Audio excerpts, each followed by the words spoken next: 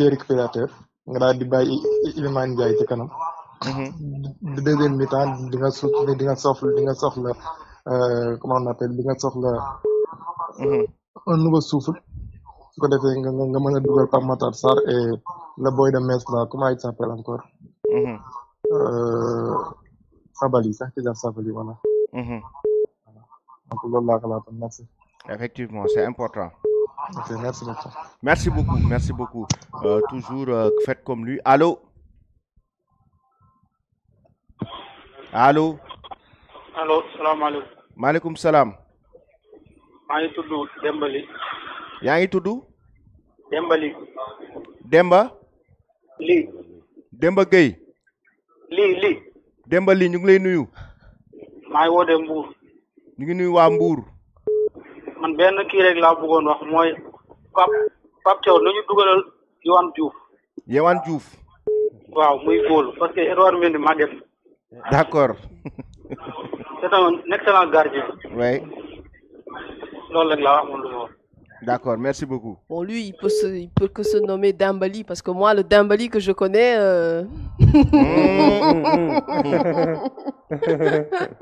Mais quand même, bon, il a donné son choix. Et je pense aussi que Yohan Diouf, lui aussi, il est très excellent. Mais quand même, Edouard Mendy, franchement, actuellement, en termes de performance, je pense qu'il est devant. C'est le gardien numéro 1 quand même de cette sélection. Effectivement. Allô? Allô? Oui. Allô, oui. Allô, oui.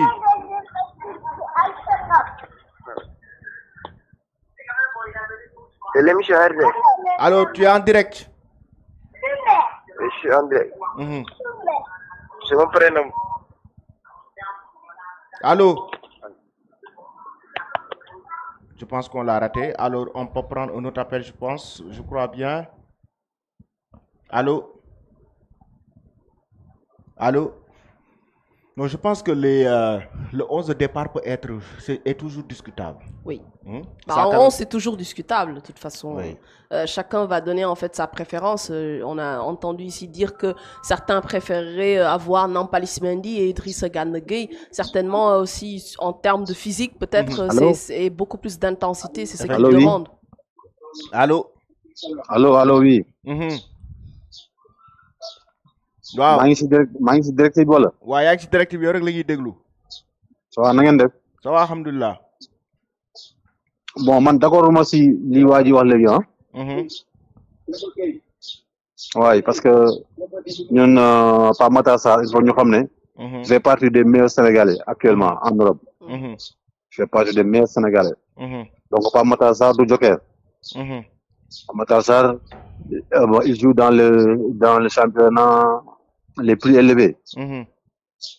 Donc moom il faut dañ koy titulariser par A ou par B à chaque fois bu ñu boo gisee suñu match bi passe ñu taxoon ñu xool sonn. am na match boo xamante ni joker lañ ko def boo moo tax ñu ñëpp ñu sonn ci. il faut que Sénégalais yi entraîneur bi xam ne Pape Matar Sarr il fait partie des meilleurs Sénégalais en Europe. waaw xanaa mu football ba sonn ñu génne ko. même en Europe ga mu nekk sax léegi kenn tegatu ko joker. donc warul mën a ñëw bu fii Sénégal ñu koy teg ay joker saa yi bu ñu ko tegee si biir rek am problème. waaye bu ñu xoolee suñu match bi ñu football fële ak Congo. suñu problème la bu mu duggee la problème bi réglé. waaw man daal loolu laa si gisoon quoi ñu ñaan yàlla nag yàlla may ñu ndam ñun ñëpp. ñu door 3-0 Soudan du Sud ñu gisee. Amin. Merci beaucoup. Ok, merci beaucoup. Merci beaucoup. Donc c'est important, celui qui marque le but criminel face à la RD Congo, Pape Matar Sarr. Exact. Ce qu'il a dit, c'est tout à fait vrai. Pape Matar Sarr a démontré qu'il doit jouer titulaire. Contre la RDC Congo, il est entré en seconde période. Il s'est montré décisif en marquant la balle du KO face à la RD Congo. C'est pas seulement face à la RD Congo, ici même. Contre Soudan aussi, il avait marqué. Oui, c'est un joueur très performant aussi bien en club qu'en sélection. Oui. Mais il y a un téléspectateur qui a appelé pour dire que Yohan Diouf devait être titulaire. Là, le gardien titulaire, c'est Edouard Mendy. Si l'on respecte la hiérarchie des gardiens. Effectivement. Edouard Mendy, s'il est performant, s'il est compétitif avec son club, c'est lui qui va assurer les cases. C'est le seul Africain à avoir remporté le prix FIFA The Best. Et puis, il est en train de réaliser de bonnes performances avec son club El Ahly. Pour moi, Pape Thiaw a aligné le meilleur 11 que les Sénégalais attendaient. Oui, c'est le meilleur 11. Ouais. Allô? Allô? Oui, ça va. Allô? Allô, oui. On l'a raté. Bon, les Sénégalais, parfois aussi, ils parlent selon leurs sensations. Salam alaikum. Allô? Allô, salam alaikum. Maaleykum salam. C'est bien, nga def? Ça va, alhamdulillah. Ah, c'est Souleymane Diallo, maa ngi lay woowee Thiès. Waa Thiès ñu ngi leen di nuyu. Oui, ça va, alhamdulillah. Nan ngay wax ci match bi? ci wàllu classement bi lay wax quoi. D'accord, ñu ngi lay déglu. Ma seetaan naa si classement bi. Entrée bi daa def trois défenses. Oui. 2 milieux. ak 4 attaquants. D'accord. Man loolu laa gis mais man li ma bëggoon. daa waroon def 4 défenses. 3 milieux. ak 3 attaquants kii Krépin Diatta moo waroon toog ba mu dugal Lamine Camara ci milieu bi mooy 3 milieux. Man loolu laa bëggoon wax quoi. D'accord. Oui, merci. Il faut rappeler que Lamine Camara est blessé. Habib Diarra aussi est blessé. Et pour Pape Gueye, il n'est pas du tout en fait, parce qu'il a un cumul de cartons, cause pour laquelle aujourd'hui il va pas du tout jouer ce match-là, mais certainement il va pouvoir en fait être opérationnel pour le match de la Mauritanie. Effectivement, effectivement. Oui, justement même, il y a Ismaïla Jacob qui va rejoindre samedi le Sénégal pour aussi préparer, pour en tout cas que le staff médical de l'équipe du Sénégal consulte et confirme sa blessure du moment où il était retenu par Galatasaray. Mais là, comme on l'avait dit hier, le club n'ose pas le retenir du moment où, selon la FIFA, quand le joueur est blessé, automatiquement il doit rejoindre l'équipe nationale pour pouvoir maintenant consulter et confirmer sa blessure. Allô? Oui, Lamine, tu disais? Oui, c'est ce qui est normal. Il y a aussi un internaute qui a appelé pour dire que Krépin Diatta devait rester sur le banc. Sûrement, peut-être lui, il voulait que l'on titularise Ilaï Camara ou Antoine Mendy. D'accord, certes, Krépin Diatta, c'est un milieu de terrain de métier, mais depuis que Pape Thiaw l'a aligné sur le flanc droit, là, il est en train de réaliser de grosses performances. De bonnes performances. Alors pourquoi pas le changer? Ouais. Allô? Allô? Oui, allô? Allô, oui. Oui, ça va? Ça va, alhamdoulilah. Vous allez bien? Oui, ça va. Ah, ok, vous voulez participer un peu là? D'accord. Oui, concernant l'équipe nationale, ces temps-ci, on a noté qu'il y a un certain international qui est en train de critiquer Sadio Mané. Et certains Sénégalais. Qui ça? Amdi Faye. Oui. Amdi Faye, je ne vois pas ce qu'il a apporté aux Sénégalais au point qu'il vraiment il ne faut même pas. Non, parle-nous du match face au Soudan du Sud. Ouais, je comprends, ça fait partie. Que penses-tu de ce match, le 11 de départ de Pape Thiaw? Diaboliser Sadio Mané jusqu'à ce point que que penses-tu du 11 de départ de Pape Thiaw? Sadio Mané, c'est un grand footballeur. Dans le terrain seulement, il représente plus de 2 ou 3 joueurs sur le terrain. D'accord. Donc, ce n'est pas la question qu'il marque ou qu'il ne marque pas, c'est ça qui compte. Les Sénégalais, ils ne doivent pas oublier quand même ce qu'il a fait pour les Sénégalais. D'accord, merci beaucoup.